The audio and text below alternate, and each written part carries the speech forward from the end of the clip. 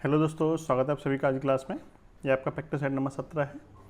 इस practice set की series जो चल रही है, इसमें कुल आपके 25 प्रैक्टिस सेट आने हैं, जिसमें से आपके 16 प्रैक्टिस सेट अपलोड किए जा चुके हैं। ये आपका 17वां प्रैक्टिस सेट है। तो चलिए बिना किसी देरी के शुरू करते हैं इसका प्रैक्टिस सेट नंबर 17। देखते हैं पहला क्वेश्चन। देखिए क्वेश्चन में पहले में बोला है, एक फुटकर विक्रेता ने एक थोक विक्रेता से 400 रुपये मूल्य के रेडियो सेट खरीदे। उसने प्रत्येक सेट की कीमत में 30% की वृद्धि कर दी है और फिर उस पर 8% की छूट पर बेचता है। तो कितना लाभ होता है वो हमें निकालना है। लाभ हमें किस में पूछा है? परसेंटेज में लाभ पूछा है। तो जब हम परसेंटेज में वैल्यू पूछिए तो एक्चुअल वैल्यू की कोई जरूरत है नहीं है। तो देखिए हम कैसे निकाल सकते हैं सवाल को। देखिए मान लीजिए कि जो आपका ये सेट की कीमत कितनी बढ़ा दी है? 30% बढ़ा दी। 30% मतलब कितना होता है? 3/10 होता है। 30% का भिन्न रूप कितना होता है? 3/10। यानी यदि कीमत पहले 10 थी तो कितनी वृद्धि कर दी उसमें? 3 की वृद्धि कर दिया। यानी कीमत अब कितनी होगी? 10 से कितनी होगी? 13 हो गई। 3 की वृद्धि कर दी।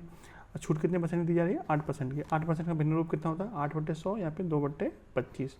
यानी 25 पर छूट कितने की दी जा रही है? 2 की छूट दी जा रही है। तो 25 वाली चीज़ अब कितने में बेची जाएगी? 2 की छूट पर, यानी कि 23 में बेची जाएगी। तो आप इसको कैसे सॉल्व करेंगे? तो देखिए 10 × 25 कितना हो गया? 250। और 23 × 13, 23 × 13 कितना हो जाएगा? 299। यानी 250 वाली चीज़ कितने बेची जा रही है? 299 में बेची जा रही है। कितने के लाभ पर बेची जा रही है? 49 के लाभ पर बेची जा रही है। कितने परसेंट का लाभ होगा? तो प्रतिशत लाभ बराबर क्या होता है? प्रतिशत लाभ बराबर होता है लाभ बट्टे में क्रय मूल्य गुणा 100। लाभ कितना है? 49 का। क्रय मूल्य आपका 250 है और 100 से गुणा कर दीजिए परसेंटेज में निकालने के लिए। सॉल्व कर लीजिए इसको। तो देखिए 50 से 2 बार कटेगा, 50 से 5 बार कटेगा। 49 दूनी 98, 98 बट्टे में 5 बराबर होता है 19.6 के। 19.6 के। तो ये आपका राइट आंसर बनेगा, जो कि आपको ऑप्शन नंबर डी में दिया हुआ है। ठीक है, डी ऑप्शन आपका राइट आंसर हो जाएगा। क्वेश्चन नंबर 2 देखिएगा। किसी धनराशि पर अर्धवार्षिक रूप से देय चक्रवृद्धि ब्याज और उसी धनराशि पर एक वर्ष के सामान्य ब्याज का अंतर 180 था। यदि उन दोनों स्थितियों में ब्याज की दर 10% रही हो तो मूल धनराशि कितनी थी? देखिए जैसा कि आपको पता है कि जब बात अर्धवार्षिक की होगी तो दर क्या हो जाती है? आपकी आधी हो जाती है। दर कितनी हो जाएगी आपकी? 10 का आधा, यानी कि 5% हो जाएगा। और समय क्या हो जाएगा? डबल हो जाएगा। तो समय कितना था? 1 वर्ष की बात हो रही है, तो अब समय कितना हो जाएगा? 2 वर्ष की बात हो जाएगी। ठीक है, तो जब हम अर्धवार्षिक के रूप में बात करेंगे तो हमारी दर 5% होगी और समय हमारा 2 वर्ष होगा। और जब हम वार्षिक की बात करेंगे, 1 वर्ष की बात करेंगे, तो हमारी दर 10% रहेगी और समय हमारा 1 वर्ष रहेगा। ठीक है, दोनों का अंतर दे रखा है आपको 180 रुपये। अब देखिए जब बात 10% की, मतलब 1 वर्ष की हो रही है, दर आपकी 10% होगी और 5% की दर से 2 साल का इफेक्टिव दर यानी प्रभावी दर कितनी बनेगी? तो आप इसको निकाल सकते हैं। तो फॉर्मूला होता है आपका x + y प्लस में xy/100। ये फॉर्मूला होता है, क्योंकि यहाँ पे दोनों दर आपकी 5 ही हैं। तो यहाँ से प्रभावी दर निकाल लीजिए। 5 + 5 गुणा 5 गुणा 5 बट्टे में 100, यानी कुल मिला के हो जाएगा 10 प्लस के 0.25, 25/100 यानी कि 0.25।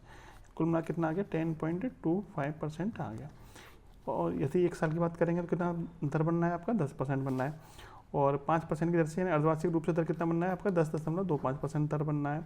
तो अंतर कितने का आया दर में? तो दर में अंतर हो जाएगा आपका, दर में अंतर आ जाएगा आपका 10.25 में से 10 घटा दीजिए, यानी कि 0.25% का अंतर आ जाएगा। यानी कितना परसेंट दर अधिक मिलेगी? तो आपको 0.25% दर अधिक मिलेगी। तो ये चीज़ आपको डायरेक्ट निकालना आना चाहिए, नहीं तो आपका टाइम एग्जाम में ज़्यादा खराब होगा। ठीक है, प्रैक्टिस करेंगे तो आप आराम से निकाल सकते हैं। तो 10% की दर से और 5% के 2 वर्ष के लिए दर में अंतर कितना आता है? तो 0.25% का अंतर आता है। तो 0.25% की वैल्यू दे रखी है आपको 180। 0.25% की वैल्यू कितनी दे रखी है आपको? 180 दे रखा है। ब्याज में अंतर किसकी वजह से आता है? दर की वजह से आता है। दर में अंतर होगा तो ब्याज में अंतर आएगा। अंतर कितने का है? 0.25% का है, जो कि आपको दे रखा है एक्चुअल में 180 रुपये के बराबर। पूछा क्या है? मूलधन पूछा है। मूलधन कितना होता है? 100%।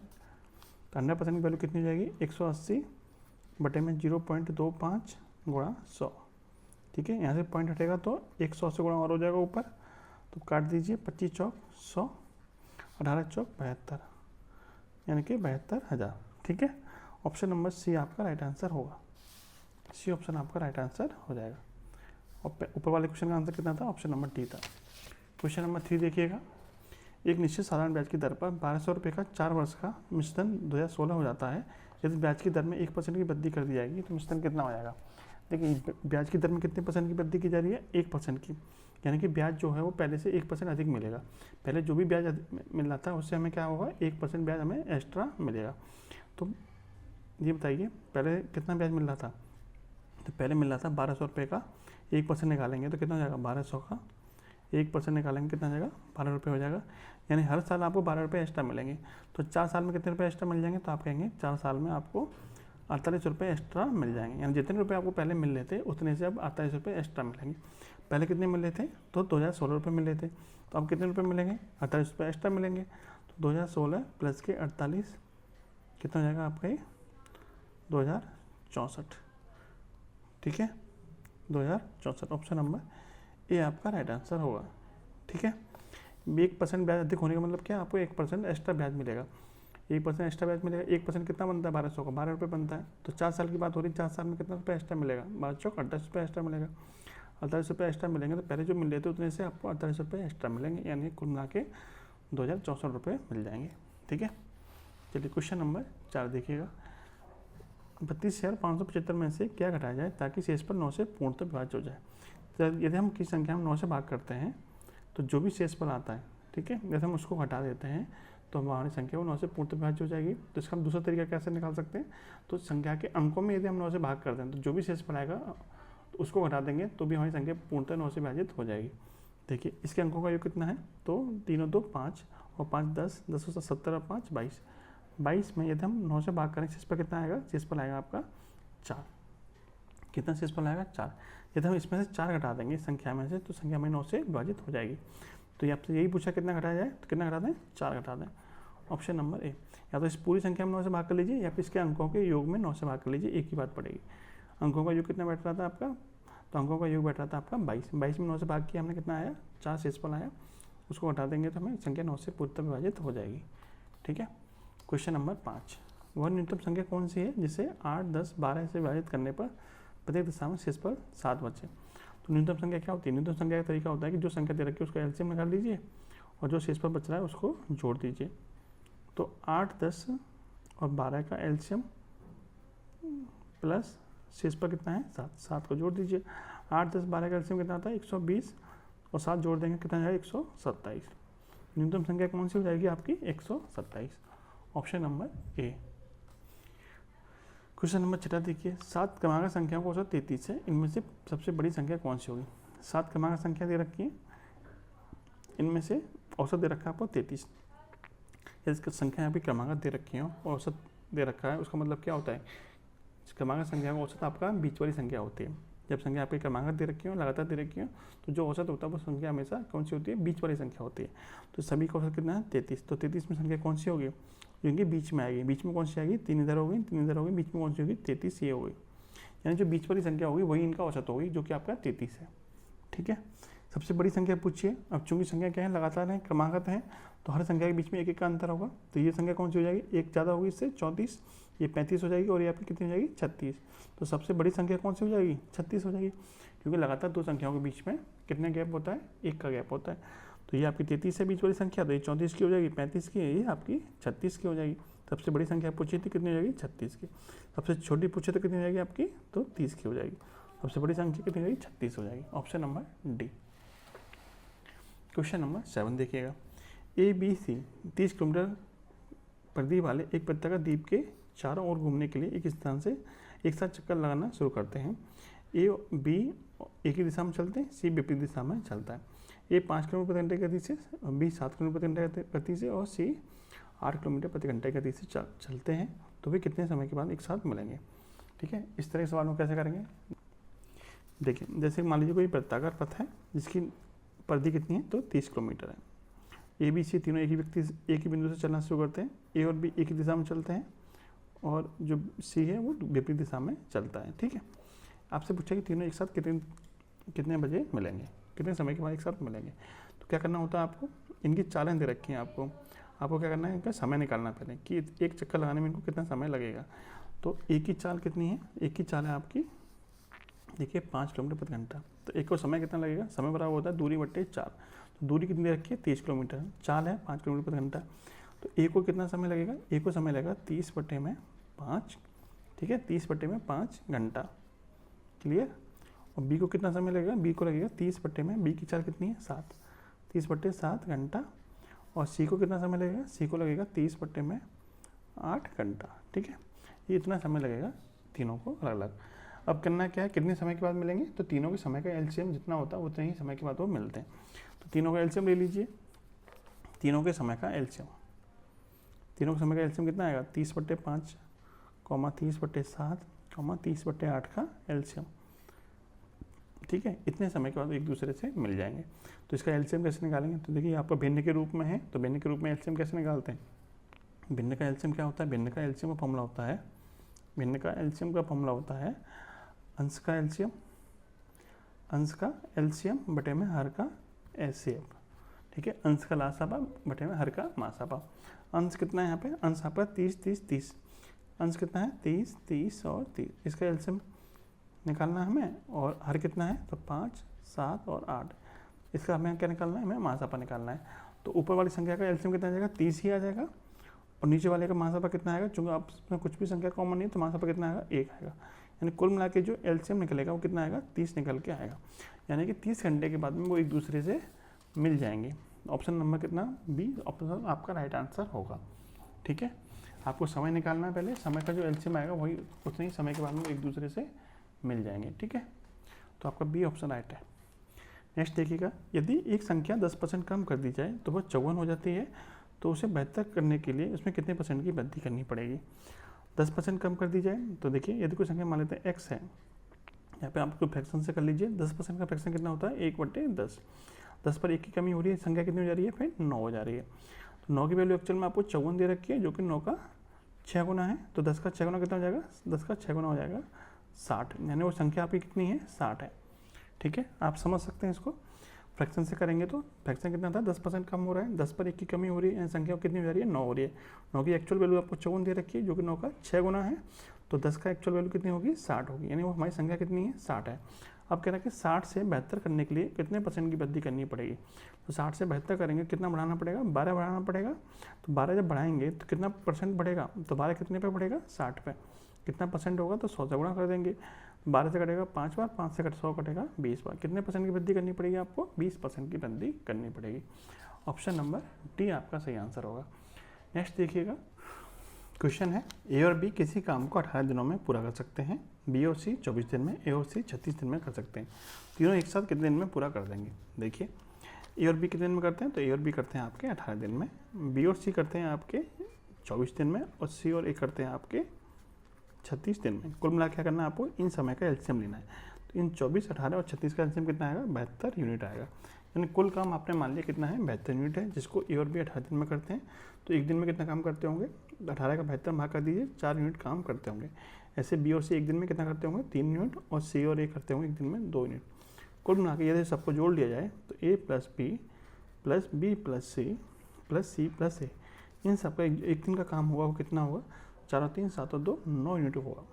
चूँकि यहाँ पे ए 2 बार आया है, बी 2 बार आया है, सी 2 बार आया है, 2 कॉमन ले लीजिए, तीनों का एक दिन का काम कितना हो गया तो 9, और 2 से भाग कर देंगे तो ए प्लस बी का एक दिन का काम आ जाएगा 9/2 यूनिट पर डे काम करेंगे। ठीक है, अब तीनों मिलकर जब काम कर रहे हैं तो पूरे काम को कितने दिन में ख़त्म कर देंगे, पूरा काम कितना है 72 यूनिट, कितना समय लग जाएगा, तीनों का एक दिन का काम कितना है 9/2, टोटल काम कितना है 72, एक दिन में करते हैं 9/2 काम, कितना समय लगेगा, तो 72/9/2, तो इसको लिख सकते हैं हम 72/9, 2 है वो कहाँ चला जाएगा, ऊपर चला जाएगा। ठीक है, 9 से काटिए 8 बार, 8 दूनी 16, यानी कि तीनों मिलकर काम करेंगे तो कितने दिन में ख़त्म कर देंगे, तो 16 दिन में काम को ख़त्म कर देंगे। ऑप्शन नंबर बी आपका राइट आंसर होगा।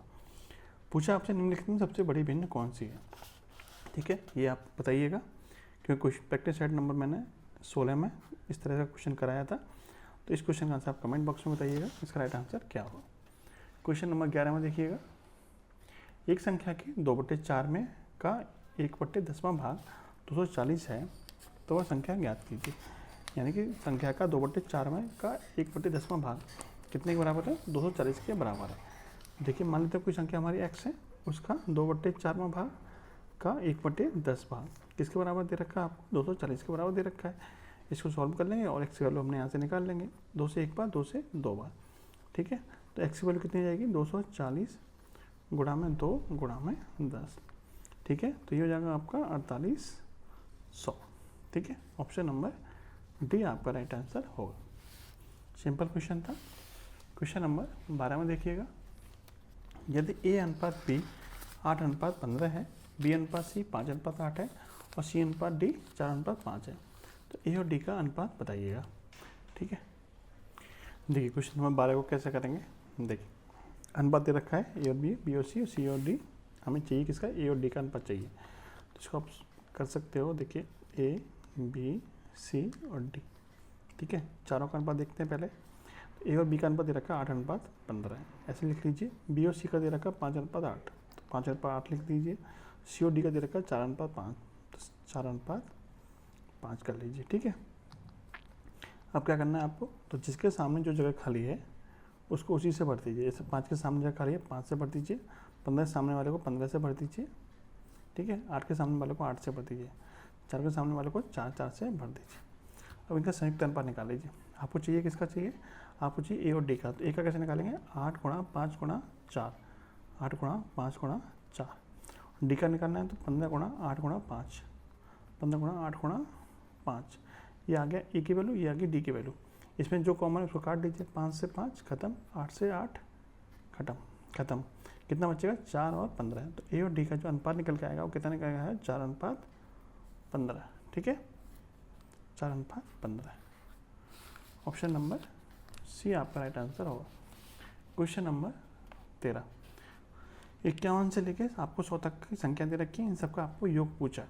जब आपकी संख्या क्या है, आपकी लगातार दे रखी हो, तो योग कैसे निकाल सकते हैं। तो योग निकालने का फॉर्मूला होता है SN बराबर, ठीक है, SN बराबर फर्स्ट प्लस लास्ट, यानी कि 51 प्लस की 100 पहला पद प्लस अंतिम पद बटे में 2 गुणा पदों की संख्या।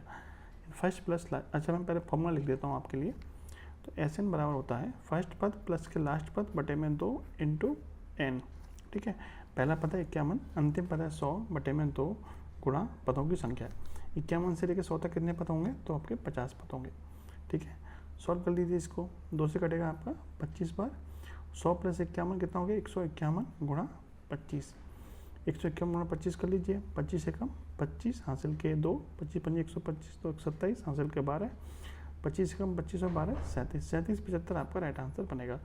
Option number D. Question number 14 में देखिए, ए तथा बी एक व्यवसाय में कम से कम 5,2500 की पूंजी लगाते हैं। 4 माह के बाद ए और उसके 4 माह के बाद बी अपनी आधी पूंजी को निकाल देता है। तो 1 वर्ष के अंत में 1950 का लाभ होता है, तो इसमें ए का हिस्सा कितना होगा, देखते हैं इसे। देखिए ए और बी दो व्यक्ति हैं। ए तथा बी एक व्यापार में 5,000 और 2,500 की पूंजी लगाते हैं। ठीक है, तो ए ने लगाया है 5,000 रुपये, फिर 4 माह के बाद में ए, उसकी 4 माह के बाद बी अपनी आधी पूंजी लगा लेता है। इसका मतलब जब ए ने 5,000 रुपये लगाए हैं, वो कितने महीने के लिए लगाए होंगे, तो उसने लगाए हैं 4 महीने के लिए। ठीक है, उसके 4 महीने के बाद में क्या होता है कि उसने आधे पैसे निकाल लिए। इसका मतलब उसके जो बचे हुए 2,500 रुपये हैं, 2,500 तो निकाल लिए उसने, तो बचे हुए 2,500 रुपये हैं वो कितने महीने के लिए रहे होंगे, तो बाकी के महीने के लिए। बाकी कितना, 1 साल की बात हो रही है, 4 महीने तक लगाए थे उसने 5,000, बचे हुए महीने कितने हुए, 8 महीने हुए, तो 8 महीने के लिए लगाए उसने 2,500। ठीक है, यानी ए ने इतना रुपये लगाया। अब बी ने कितना लगाया, बी का देखिए, तो बी ने लगाए थे शुरू में 2,500 रुपये, कितने महीने के लगाए, तो बी ने लगाए 2,500 रुपये। तो देखिए 4 माह के बाद में तो ए निकाल लेता है, उसके 4 माह के बाद यानी कि 8 महीने के बाद, शुरू से 8 महीने के बाद में बी अपनी आधी पूंजी लगा लेता है। तो शुरू के जो 2500 हैं वो कितने महीने के लगाए गए, इसके 8 महीने के लिए। आधे पैसे निकाल लिए इसने। अब इसके 1,250 पैसे बचे, 1,250 रुपये बचे, वो कितने महीने के लगे होंगे, तो वो लगे होंगे आपके 4 महीने के लिए। ठीक है, अब इनका जो अनुपात है, जिस अनुपात में उन्होंने इन्वेस्ट किया है उसी अनुपात में इनका लाभ बटेगा। तो देख लीजिए, तो ये हो जाएगा आपका 5 × 4 यानी कि 20,000। ठीक है, ये हो जाएगा 25 × 8 = 200, यानी कि ये 20,000 हो जाएगा आपका। और इधर से आप निकाल लीजिए 25 × 8 = 200, यानी कि 20,000 ये हो गया, प्लस 12.5 × 4 यानी कि 5,000 ये हो गया। यानी कुल मिला के ये हो जाएगा 40,000 और ये हो जाएगा आपका 25,000। अनुपात निकालेंगे, 3 0 से 3 0 खत्म, 5 से 8 बार, 5 से 5 बार, 8 और 5 13। यानी इन्होंने कुल इन्वेस्ट जो किया वो कितना किया, 13 यूनिट का इन्वेस्टमेंट किया है। ठीक है, और इनका कुल लाभ है कितना, 195 है। तो 13 यूनिट की जो वैल्यू है वो कितनी है, 195/10। तो यहाँ से 1 यूनिट की वैल्यू निकाल लीजिए, 13 का भाग करेंगे, 13 कम 13, 13 पंजे 65, यानी 1 यूनिट की जो वैल्यू है वो कितनी है, 150 रुपये। पूछा किसका लाभ है, ए का हिस्सा। ए का हिस्सा कितना है, 8 यूनिट। तो 8 यूनिट की वैल्यू कितनी होगी, 150 गुणा 8 यानी कि 1200 रुपये। ठीक है, ऑप्शन नंबर ए आपका राइट आंसर होगा। क्लियर है। क्वेश्चन नंबर 15 में देखिएगा। क्वेश्चन नंबर 15 में देखिए, ब्रैकेट में दे रखा है 56 का वर्ग प्लस 44 का वर्ग भागित क्वेश्चन मार्क बराबर 16। क्वेश्चन का मान बताइए कितना आएगा। देखिए 56 का वर्ग है प्लस 44 का वर्ग है, इसमें आपको कितने से भाग करना है, आपको क्वेश्चन मार्क जब हम मान लेते हैं एक्स बराबर क्या दे रखा है आपको, 16 दे रखा है। ठीक है, हमें एक्स की वैल्यू निकालनी है कितनी है। तो देखिए 56 का वर्ग निकालते हैं पहले। तो देखिए 56 का वर्ग कितना होगा, 56 का वर्ग हो जाएगा आपका 31 36 और 44 का वर्ग कितना होगा, 44 का वर्ग हो जाएगा 19 36। ठीक है, वर्ग निकालना मैंने आपको सिखाया हुआ है, तो आप लोग वीडियो पढ़ी हुई वर्ग निकालने की आप देख सकते हो। बटे में कितना आएगा, एक्स बराबर 16। ठीक है, इन दोनों को जोड़ें कितना जाएगा, 50 36 दूनी 72 बटे में एक्स बराबर 16 से काट दीजिए तो एक्स को धले जाइए, 16 का भाग इधर कर लीजिए। ठीक है, तो 50 72 बटे में 16 बराबर एक्स। 16 से कटेगा 16 3 48 16 2 बचेंगे, 16 कम 16 और 16 7 112। ठीक है, एक्स की वैल्यू आएगी 317। एक्स क्या था हमारा, क्वेश्चन मार्क था, तो क्वेश्चन मार्क के स्थान में कितना आएगा, 317 आएगा। Option number A. ठीक है, क्वेश्चन नंबर 16 में देखिएगा, ए ने 40 किलोमीटर प्रति घंटा की चाल से एक्स से वाई बिंदु के लिए प्रस्थान किया। बी ने एक निश्चित चाल से वाई से एक्स बिंदु के लिए चलना शुरू किया। एक दूसरे से मिलने के बाद ए 2 घंटे के बाद वाई बिंदु पर पहुंच गया, जबकि बी को एक्स बिंदु पर पहुंचने के लिए 3 घंटे का समय लगा। तो बी की चाल बताइए। ठीक है, जब आपको इस तरह की कंडीशन दे रखी हो कि 2 बिंदुओं से एक दूसरी तरफ कोई गाड़ी चलती है। ठीक है, मान लीजिए ये आपका एक्स बिंदु है, ये आपका वाई बिंदु है, ये चलता है इधर से और बी चलता है आपका इधर से। ठीक है, ये कुछ एक बिंदु पर मिलते हैं यहाँ पे। इनके मिलने के बाद में बी को यहाँ से यहाँ तक पहुँचने में और ए को यहाँ से यहाँ तक पहुँचने में, ठीक है, यहाँ से यहाँ तक पहुँचने में आपको समय लग रहा है, समय दे रखा होगा, और यहाँ से यहाँ तक पहुँचने का समय भी दे रखा होगा। जैसे मान लीजिए इसको T1 मान लीजिए, इसको T2 मान लीजिए। इनकी चाल दे रखी होगी V1 और V2 दे रखी होगी। तो इसमें संबंध क्या बनता है, तो इसमें संबंध बनता है V1 अपॉन में V2 बराबर होता है अंडर रूट में T2 अपॉन में T1। ये संबंध होता है, ये फॉर्मूला होता है एक तरह का। ठीक है, इसी फॉर्मूले का आपको फॉर्मूला यूज करना है। ठीक है, कंडीशन आपको इस तरह की दे रखी होगी कि इसके मिलने के बाद का समय दे रखा होगा। ठीक है, इस फॉर्मूले को रखते हैं इसमें और जो पूछा है आपसे उसी को हम निकालते हैं। तो V1 अपॉन में V2, देखिए V1 अपॉन में V2 बराबर अंडर रूट में T2 अपॉन में T1। V1 क्या है, पहले व्यक्ति की चाल। पहले व्यक्ति की चाल कितनी है, 40 किलोमीटर प्रति घंटा। और B2 की चाल हमें चाहिए, इसको हम मान लेते हैं थोड़ी देर के लिए x मान लेते हैं। ठीक है, या फिर मान लीजिए इसको V2 ही रहने दीजिए। ठीक है, V2 ही मान लेते हैं बराबर अंडर रूट में T2 कितना है, यानी कि B को यहाँ से यहाँ तक पहुँचने में कितना समय लगता है, तो B को लगता है 3 घंटे और पहले वाले को कितना लगता है, पहले वाले को लगते हैं 2 घंटे। ठीक है, इसको एडजस्ट करिए तो V2 इधर जाएगा और ये इधर जाएगा, तो ये हो जाएगा आपका 40 गुणा अंडर रूट 2 ऊपर पहुँच जाएगा, बटे में आ जाएगा अंडर रूट 3। ठीक है, बराबर आपका V2। क्लियर, रूट 2 का गुणा ऊपर होगा और रूट 3 का गुणा बटे में आ जाएगा। ठीक है, तो V2 की वैल्यू कितनी आई, 40 गुणा अंडर रूट में 2/3। यही आपसे पूछा भी था। B2 किसकी चाल थी, B2 की चाल थी B की चाल B2 मानी थी हमने, जो कि आपकी ऑप्शन नंबर ए में दी हुई है। ठीक है, ये ऑप्शन आपका राइट आंसर होगा। क्वेश्चन नंबर 17 में देखिएगा, एक समचतुर्भुज का क्षेत्रफल 256 वर्ग सेंटीमीटर दे रखा है और उसका एक विकर्ण दूसरे विकर्ण से लंबाई में 2 गुना है, तो उसके 72 यानी बड़े वाले विकर्ण की लंबाई बताइए।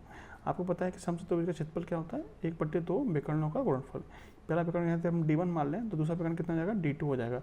जो दूसरा विकर्ण है वो पहले विकर्ण से कितना गुना है, तो 2 गुना है। पहले विकर्ण से उसका एक विकर्ण दूसरे विकर्ण से 2 गुना है, तो पहला विकर्ण यदि हम D1 मान लें तो दूसरा विकर्ण कितना हो जाएगा, उसका 2 गुना हो जाएगा, यानी कि 2D2 हो जाएगा। ठीक है, पहला विकर्ण आप चाहिए तो इसको मान लीजिए, चाहे इसको मान लीजिए। ठीक है, कुल मिलाकर आपको ये मानना है कि जो भी एक विकर्ण है वो दूसरे का डबल है। इसको D1 को हमने पहले विकर्ण को D1 माना है, तो दूसरा कितना हो जाएगा, 2D2 हो जाएगा। ठीक है, 2D1 हो जाएगा, यानी कि पहले वाले का डबल हो जाएगा। और आपको पता ही है समचतुर्भुज का क्षेत्रफल क्या होता है, समचतुर्भुज का क्षेत्रफल होता है 1/2 विकर्णों का गुणनफल, 1/2 विकर्णों का गुणनफल। ठीक है, ये फॉर्मूला होता है समचतुर्भुज के क्षेत्रफल का। जो कि आप बराबर दे रखा है 256 के, ठीक है। 2 से 2 खत्म हो जाएगा, D1 इंटू D1 कितना होगा, D1 का स्क्वायर बराबर 256, तो D1 कितना हो जाएगा 256 का वर्गमूल यानी कि 16, 256 का वर्गमूल कितना आएगा 16, यानी छोटा वाला विकर्ण कितने का आ गया 16 का आ गया, बड़ा वाला कितना था छोटे वाले का डबल था, तो बड़ा विकर्ण पूछा था, बड़ा विकर्ण कितना हो जाएगा 2 गुणा 16 यानी कि 32 सेंटीमीटर। ऑप्शन नंबर ए आपका राइट आंसर होगा, ठीक है। क्वेश्चन नंबर 17 के बाद 18 देखते हैं। देखिए दिया गया दंड आरेख 5 वित्त वर्षों 2013-14 से लेकर 17-18 के दौरान किसी कंपनी द्वारा निर्मित किसी वस्तु के आयात और निर्यात को दर्शाता है। आयात दिखा रहा है ब्लैंक वाले को, निर्यात दिखा रहा है आपको ब्लैक वाले को, ठीक है। पूछा गया क्वेश्चन में 5 वित्त वर्षों के दौरान निर्यात का औसत कितना है, जितना निर्यात हुआ उसका औसत कितना, औसत का फॉर्मूला क्या होता है, कुल योग बटे में संख्या। कुल योग कितना है देखिए, निर्यात कौन कौन सा हुआ है 5 वर्षों का, तो 2013 में निर्यात हुआ है 638 का, ठीक है, और 2014 में हुआ है 1256 का, 2015-16 में हुआ है आपका 1661, 16-17 में 1538 है, और आपका 1305 हो जाएगा। इन सबको जोड़ लीजिए, सबको जोड़ेंगे तो देखिए कितना हो जाएगा 8 और 6 14 और 1 15, 20 और 8 28 हासिल के 2, 5 और 5 10, 10 और 6 16 और 3 19 हासिल का 1, और 7 और 2 9, 9 और 6 15 और 5 20 और 3 23 के 3 हासिल के 2, और 4 और 2 6। जितना आपका क्या है कुल निर्यात है। इसका औसत निकालना है तो कितने साल हैं 1 2 3 4 5 साल हैं, तो 5 से भाग कर दीजिए, 5 से इसमें भाग करेंगे कितना आएगा 5 एकम 5, 5 दूनी 10, 3 बचेंगे तो 5 सत्ते 35, 4 बचेंगे तो 5 45, 5 6 30, 1279.6 आएगा। 1279.6 किसमें है, ऑप्शन नंबर ए में है, ठीक है। ए ऑप्शन आपका राइट आंसर बनेगा, ए ऑप्शन आपका राइट आंसर हो जाएगा, ठीक है। कुल मिला के योग करना था और 5 साल की बात हो रही है तो 5 से आपको भाग करना था, ठीक है। चलिए क्वेश्चन नंबर 19 में देखिएगा, एक बड़ी टैंकर को 2 पाइपों ए और बी से क्रमशः 60 एवं 40 मिनट भरा जा सकता है। खाली टैंकर को भरने के लिए कितने मिनट का समय लगेगा यदि बी का प्रयोग आधे समय के लिए और ए एवं बी एक साथ प्रयोग शेष आधे समय में किया जाता है। तो देखिए ए भर रहा है आपका 60 मिनट में और बी भर रहा है आपका 40 मिनट में। कुल क्षमता कितनी हो जाएगी 60 और 20 का एलसीएम यानी कि 120 यूनिट। टैंक की क्षमता वो कितनी है 120 यूनिट है, जिसको ए 60 मिनट में भर देता है तो 1 मिनट में 2 यूनिट भरता होगा, और बी 40 मिनट में भर देता है तो 1 मिनट में 3 यूनिट भरता होगा, ठीक है। अब देखिए, अब बी को आधे समय के लिए खोला जाता है और ए और बी को एक साथ आधे समय के लिए खोला जाता है। तो जब बी 1 घंटे में या फिर बी 1 मिनट में 3 यूनिट भर देता है, ठीक है, उसने आधे समय तक कार्य किया है, तो इस पूरे टैंकर को मान लेते हैं भरने में कितना समय लग रहा है टी समय लग रहा है, तो टी का आधा कितना हो जाएगा टी/2 समय तक किसने काम किया है बी ने, तो टी/2 समय में बी ने कितना भर दिया होगा 1 मिनट में 3 यूनिट भरता है तो टी/2 मिनट में कितना भर देगा ये आपका टी/2 गुणा 3। ऐसे ही ए और बी दोनों मिलकर 1 मिनट में कितना काम करते हैं 3 और 2 5 यूनिट काम करते हैं, तो आधे समय तक दोनों ने मिलकर काम किया है तो कितना भर दिया होगा इन्होंने 5 यूनिट के हिसाब से टी/2 समय में इतना भर दिया होगा, ठीक है। और कुल मिलाकर भरना कितना था 120 यूनिट भरना था, 120 के बराबर रख दीजिए, यानी आधे समय तक चला है बी 3 के हिसाब से इतना भर दिया है, और आधे समय तक चले हैं दोनों ने 1 मिनट में करते हैं 5 यूनिट काम, तो टी/2 समय में कितना काम करेंगे तो 5 से गुणा कर दीजिए, और कुल मिलाकर कितना काम हुआ या कितना लीटर भरा गया है तो 120 यूनिट भरा गया है, बराबर रख देंगे इसको। देखिए ये हो जाएगा आपका 3/2 टी प्लस ये हो जाएगा 5/2 टी बराबर 120, 5 और 3 8, 8/2 टी बराबर 120, 2 से काटिए 4 बार, 4 से कटेगा आपका 30 बार, टी की वैल्यू कितनी जाएगी 30 मिनट। टी क्या था हमारा कुल समय कितना लगेगा 30 मिनट का समय लगेगा। ऑप्शन नंबर ए आपका सही आंसर है। क्वेश्चन नंबर 20 देखिएगा, ये आपके रीजनिंग का पोर्शन शुरू हो गया है। 20वां क्वेश्चन देखिए, रिक्त का संबंध खाली से है तो अकाल का संबंध किससे होगा। रिक्त और खाली एक ही बात है, समानार्थी शब्द है, अकाल का संबंध किससे होगा, ढलना, अल्पता, अपव्ययी या फिर पर्याप्त। अकाल का मतलब क्या होता है अल्पता होती है, ठीक है, किसी चीज़ की कमी अकाल कहलाती है, ठीक है, clear. Option number B. Question number 21 देखिए, रेनबो का संबंध इस तरीके से दे रखा है तो इसका संबंध किससे होगा। तो रेनबो में और इसमें क्या संबंध है वो देखिए, आर के बाद क्यू है, आर का संबंध क्यू से दर्शाया है, यानी कि आर का नंबर होता है 18, क्यू का नंबर होता है 17, 18 में से 1 कम करेंगे तो 17 आ जाएगा, ए का नंबर होता है 1, बी का नंबर होता है 2। एक में ए जोड़ेंगे तो मतलब ए में 1 जोड़ेंगे तो कितना आ जाएगा, बी आ जाएगा। यानी पहले प्लस का 1 हुआ है, फिर माइनस का, सॉरी पहले माइनस का 1 हुआ है, फिर प्लस का 1 हुआ है, इस तरीके से चल रहा है। तो बी में प्लस का 1 करेंगे, सॉरी बी में क्या करेंगे, माइनस का 1। बी का नंबर होता है 22, माइनस का 1 करेंगे 21 आएगा, 21 में नंबर पे क्या आता है, यू आता है। और आई का नंबर 9 होता है, 9 में 1 करेंगे तो कितना आ जाएगा, जे आ जाएगा। यू जे से शुरुआत होगी। यू जे किस में दे रखा है आपको, यू जे आपको 3 में दे रखा है, तो ये तो आपका आंसर नहीं होगा। आगे देखिए, आई के बाद में एच आया यानी कि माइनस के 1 हुआ है, तो बी के बाद में माइनस 1 करेंगे तो ए आएगा, यू जे ए किस में है, इसमें है। चलिए आगे और देखना पड़ेगा अभी तो आपको। फिर देखिए एन से ओ हो रहा है यानी +1 हो रहा है, तो जी में +1 करेंगे एच आएगा, जी में +1 करेंगे कितना आएगा, एच आएगा, ठीक है। और देखिए वी के बाद में ए आया, माइनस के 1 हो रहा है, तो बाई में -1 करेंगे तो कितना आएगा, 24 नंबर पर आता है आपका एक्स, ठीक है। एक्स किस में आ रहा है आपका, तो एक्स आ रहा है आपका, इसमें तो नहीं आ रहा है, इन दोनों में भी अभी आपका मैच कर रहा है, ठीक है। नहीं, यहाँ पे बाई आ रहा है तो ये भी आपका आंसर नहीं होगा। ऑप्शन नंबर ए आपका राइट आंसर होगा, ठीक है। जहाँ पर मैच कर जाए आपको वहीं छोड़ देना, ठीक है। कोशिश करिए जितना समय बचा सकते हैं आप उतना समय बचाइए। 22 देखिएगा, निम्नलिखित प्रश्न में दिए गए विकल्पों में विषम शब्द को चुनिए। सूर्य, पृथ्वी, बृहस्पति और बुध, इसमें से विषम कौन सा है। तो देखिए पृथ्वी, बृहस्पति और बुध ये सब क्या है, ग्रह हैं, जबकि सूर्य क्या है, एक तारा है। ऑप्शन नंबर ए आपका राइट आंसर होगा। नेक्स्ट देखिएगा, निम्नलिखित प्रश्न में संख्या श्रृंखला में एक संख्या गलत है, गलत संख्या हमें बतानी है। 5, 10, 40, 80, 320, 550 और 2560। इसमें से हमें विषम वाली बतानी है यानी गलत वाली बतानी है। तो क्या लॉजिक लगाया, देखिए 5 का डबल करेंगे तो 10 आएगा, 10 का 4 गुना करेंगे तो 40 आएगा, फिर डबल कर दीजिए 80 आ जाएगा, फिर आपका 4 गुना करेंगे तो 320 आएगा, फिर डबल करेंगे तो 640 आना चाहिए, जबकि 550 आया हुआ है। इसका हमें कितना करना पड़ेगा, 4 गुना करेंगे तो 2560 आ जाएगा, यानी कि यहाँ पर गलत कहाँ पे हो रहा है, 560 पे ही, 550 पे ही गलत हो रहा है।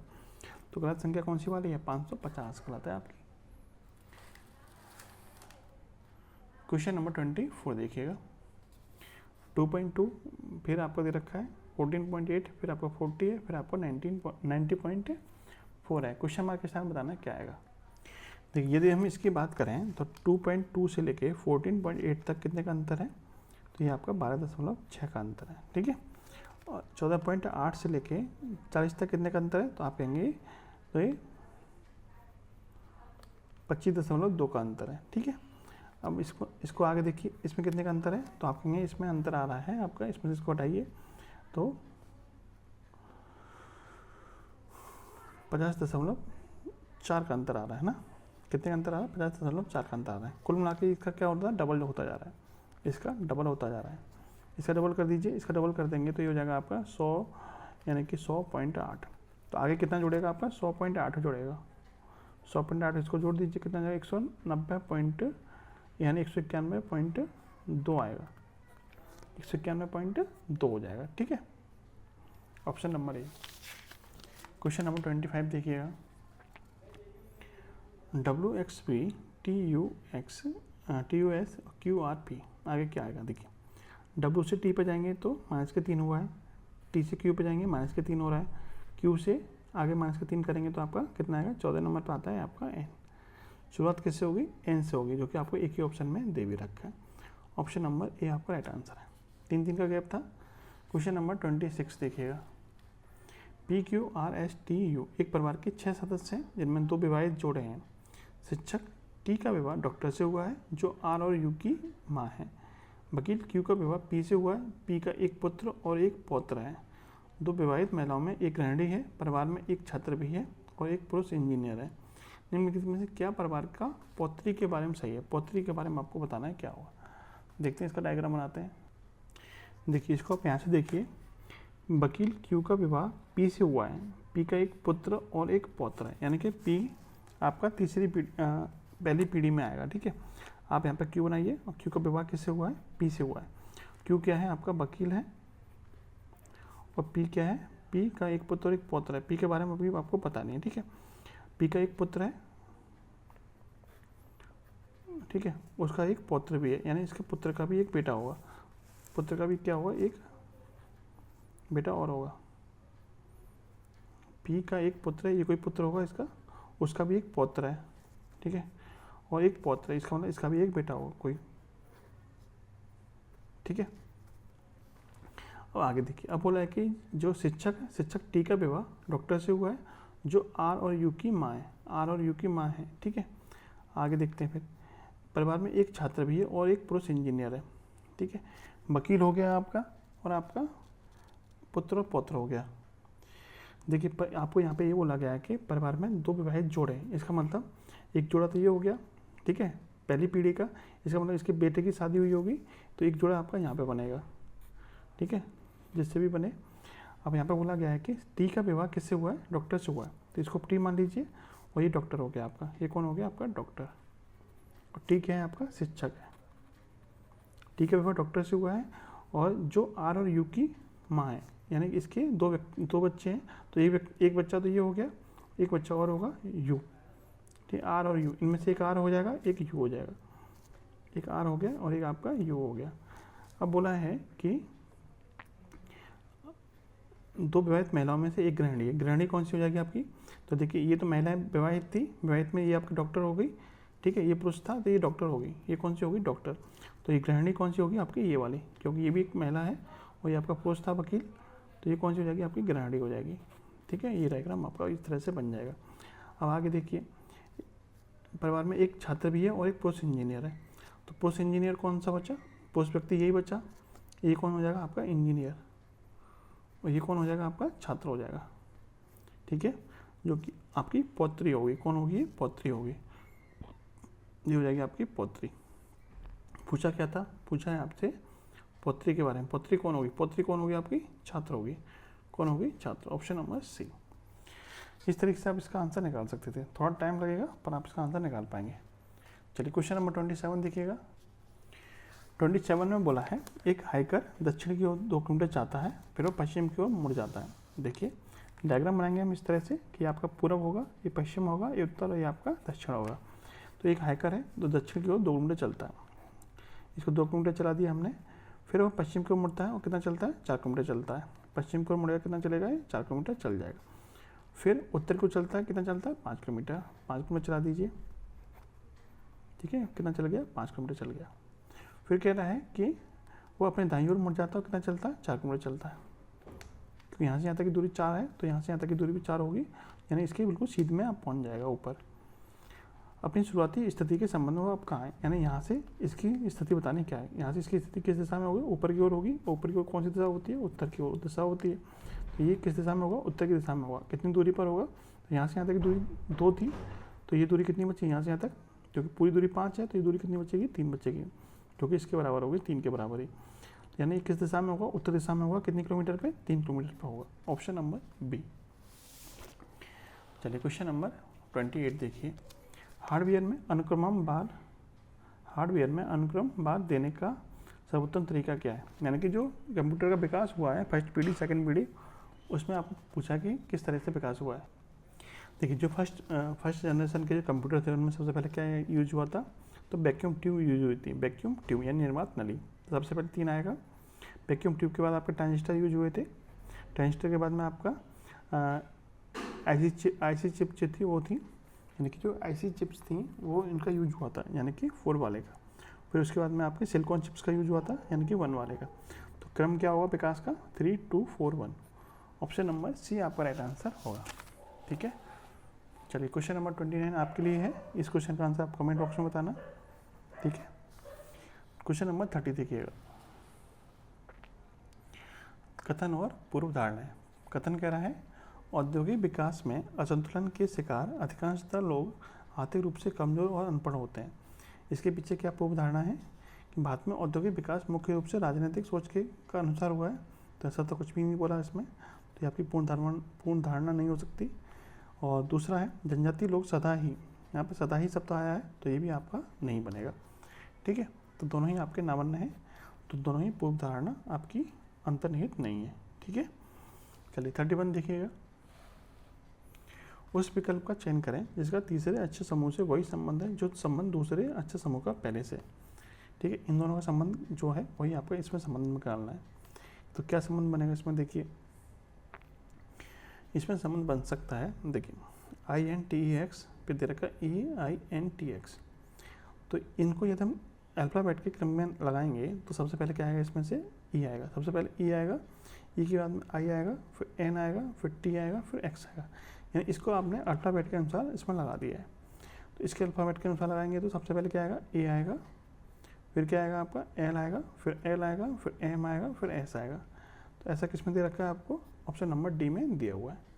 ठीक है, अल्फ़ाबेट के क्रम के अनुसार आपको लगाना था। ठीक है, चलिए क्वेश्चन नंबर 32 देखिए। 32 देखिएगा, 2, 8, 15, 24, 36 और 52 क्वेश्चन मार्क बताना कि यहाँ पे क्या आएगा।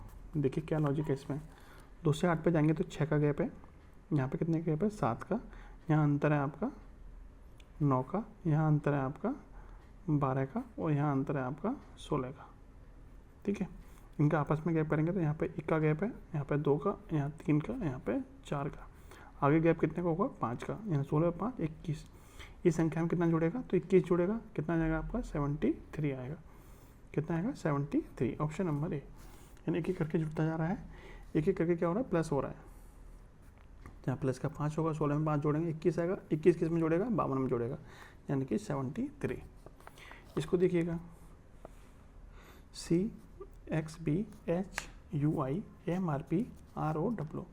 आगे बताना है आपको क्या आएगा।